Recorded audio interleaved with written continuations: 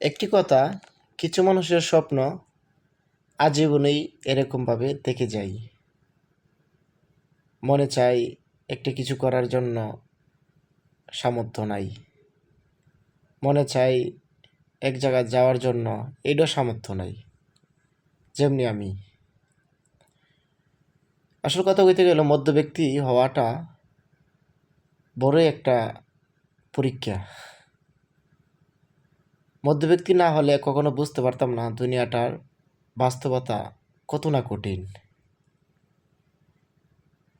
2 টাকা লুজি করলে 1.5 টাকা সংসারিক জায়গা আড়ানা থাকে। এই আড়ানার থেকে আরও অসুখ বিসুখ এটা তো হয় না, আরও ঋণ করণ লাগে বা অন্য একজনের কাছ থেকে ধার লোন লাগে। তো আস্তে আস্তে আস্তে আস্তে এই ধারের বোঝাটা অনেক বড় হয়ে যায়। এইভাবে চলতেছে আমাদের জীবন, হাজারো মধ্যব্যক্তি ছেলেদের জীবন।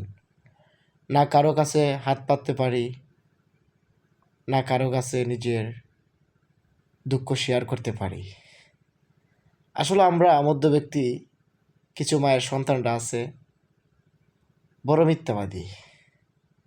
হাজারো কষ্ট নিয়ে বুকে আমরা হাসি এবং মানুষের ভালো দেখাই যে ভালো আছি, আমরা ভালো চলতেছি, এই জন্য আমরা মিথ্যাবাদী। কষ্ট সারাদিন বা সারা জীবন কারো থাকবে না। মহান আল্লাহ তাআলা যদি আমাদের আখিরাত বা আমাদের চলা ঠিক থাকে, ইনশাল্লাহ একবার না একবার আমাদের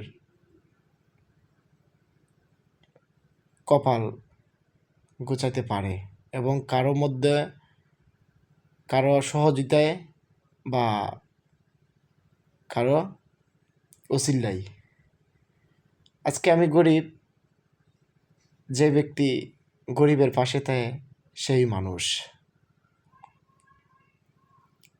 আসল কথা কইতে গেলে এখানের যে সময়টা আমার বাস্তবতা খুবই কঠিন যাচ্ছে, যা কাউকে বুঝিয়ে বলতে পারি না। কারণ আমাদের মধ্যে মানুষ অনেক শ্রেণীর। কেউ আমার নিজের কথা বা কারো কাছে আমার নিজের কথা শেয়ার করলাম, ও কী করবে এই কথা নিয়ে আবার আরেকজনের কাছে গিফট গাইবে। এই বইও কিছু বলতে পারি না, কিছু না বলতে পারি, কিন্তু মহান আল্লাহ তাআলার কাছে সব সব মনের কথাই বলি যে হে আল্লাহ, আপনি শুধু পাশে থাকবেন আর আপনার নজর যদি আমার দিকে থাকে, তাহলে ইনশাল্লাহ আমি নৈরাশ হব না। কোনো না কোনোভাবে বা কোনো বাইদের খাতির হইল যদি আমি উঠতে পারবো ইনশাল্লাহ। তাহলে মানুষ দিয়ে মানুষ, যে মানুষ সেই মানুষের পাশে থাকবে। দুনিয়ার জন্য নরে ভাই, আখিরাতের জন্য।